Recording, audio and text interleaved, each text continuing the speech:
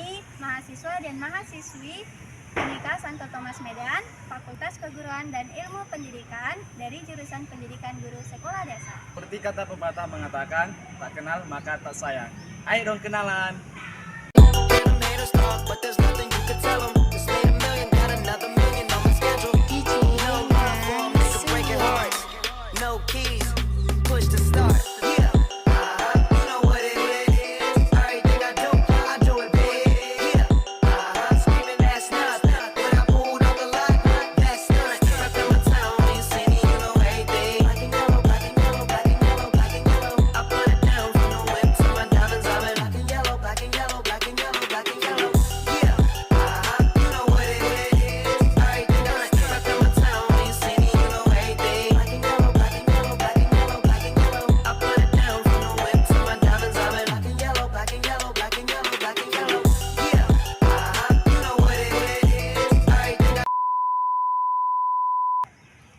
Video pembelajaran yang kami buat yaitu berjudul dengan Kenampakan Alam serta Pemanfaatannya.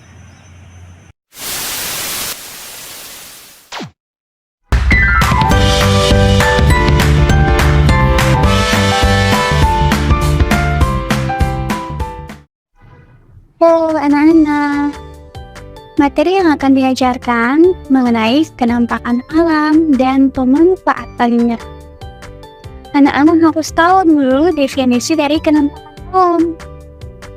Nah, kenampakan alam adalah segala sesuatu yang berada pada permukaan bumi, baik di daratan maupun perairan yang dapat dilihat secara alamiah.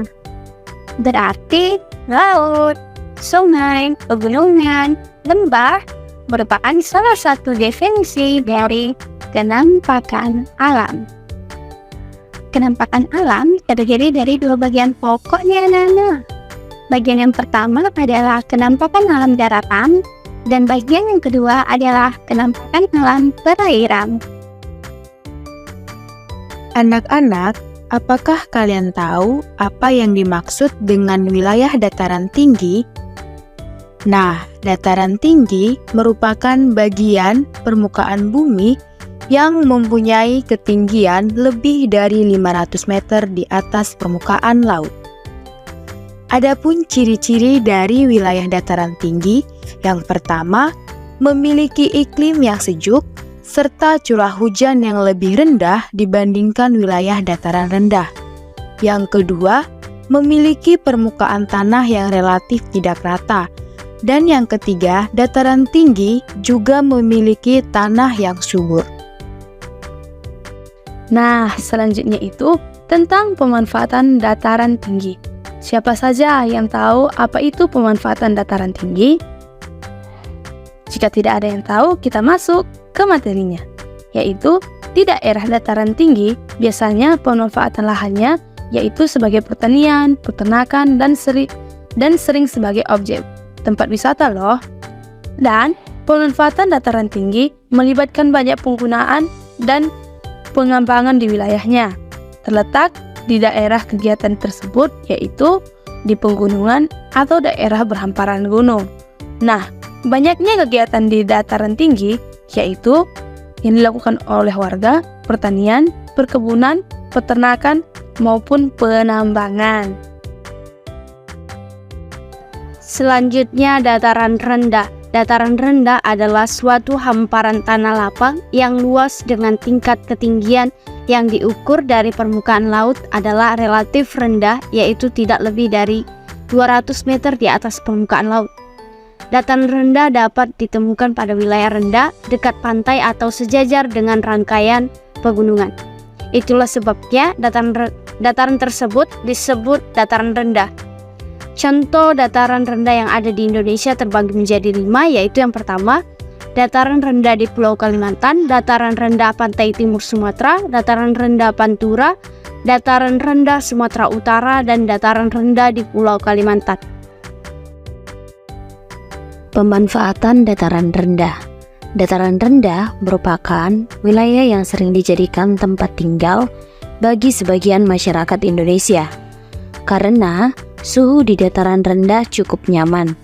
karena tidak terlalu dingin seperti di dataran tinggi dan tidak terlalu panas seperti di pesisir. Pada daerah ini pula, biasanya dibangun kawasan sekolah dan perkantoran serta usaha-usaha lainnya.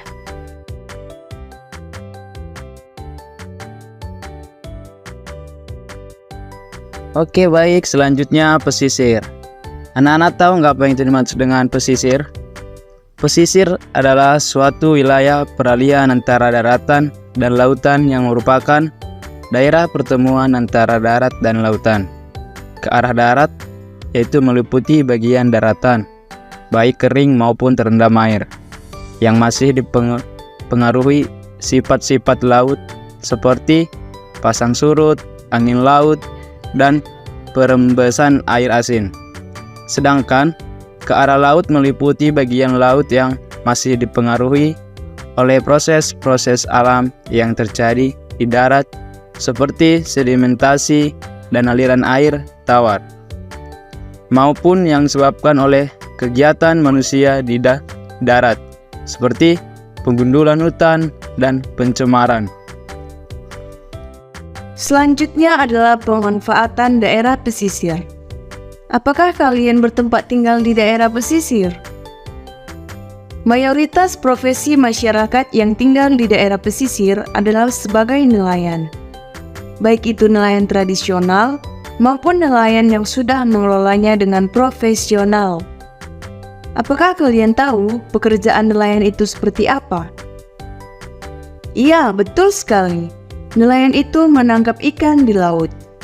Nelayan di laut dapat menangkap ikan, menangkap lobster, menangkap udang, kepiting, cumi, dan masih banyak lagi. Ikan yang nelayan tangkap akan dijual kembali. Nah, nelayan inilah yang memenuhi kebutuhan ikan masyarakat perkotaan. Selain sebagai nelayan, tahukah kalian masyarakat di daerah pesisir berprofesi apa saja? Iya, masyarakat sekitar pesisir juga memanfaatkan pesisir pantai sebagai objek wisata. Ada juga yang berdagang, seperti pedagang souvenir, pedagang makanan dan minuman seperti es kelapa muda, jagung bakar, ikan bakar, dan jenis makanan lainnya. Sekian dan terima kasih. Bye-bye. Hey, belum selesai. Miss Dancer kan mau memaparkan media pembelajarannya. Oh iya. Oke teman-teman, yuk kita lihat media pembelajaran yang sudah dibuat oleh Miss Dancer. Selamat menonton. Oke anak-anak, tadi kita sudah bersama-sama menyimak video pembelajaran dari PowerPoint. Nah, sekarang kita mau mendalami materi kenampakan alam dengan media yang telah dibuat. Nah, sekarang anak-anak diminta untuk fokus ya dan konsentrasi agar lebih memahami materi pembelajaran. Semangat ya! Kenampakan alam terdiri dari dua bagian pokok. Ada daratan dan perairan. Dataran terdiri dari berapa jenis anak-anak? Ayo, siapa yang bisa jawab? Nah, betul ya, bahwa dataran terbagi menjadi dua jenis, yaitu dataran tinggi dan dataran rendah.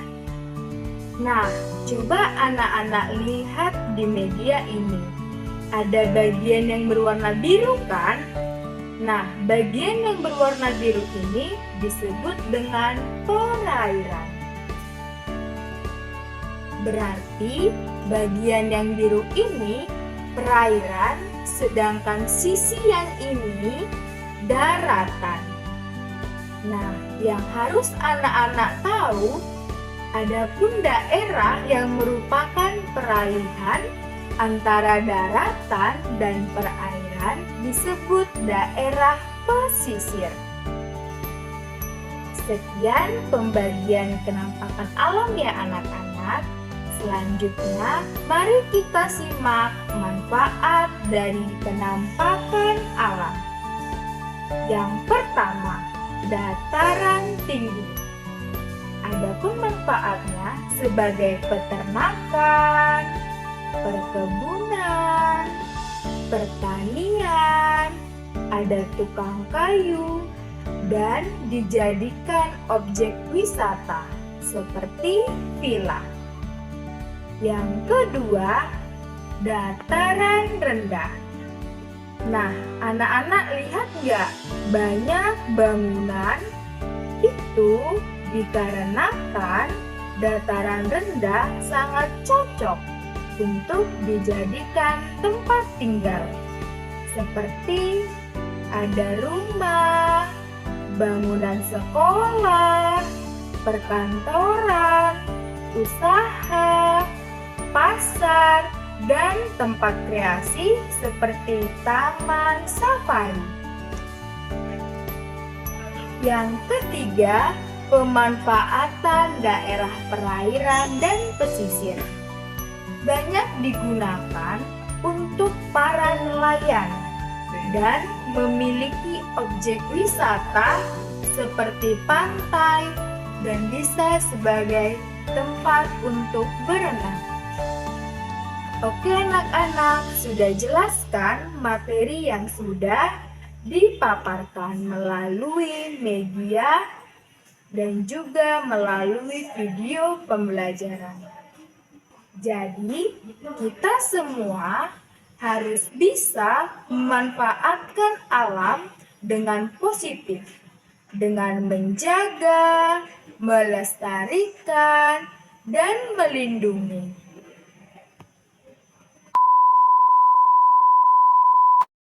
Manusia tidak akan pernah menang dari alam. Untuk itu, bersahabatlah dengan alam.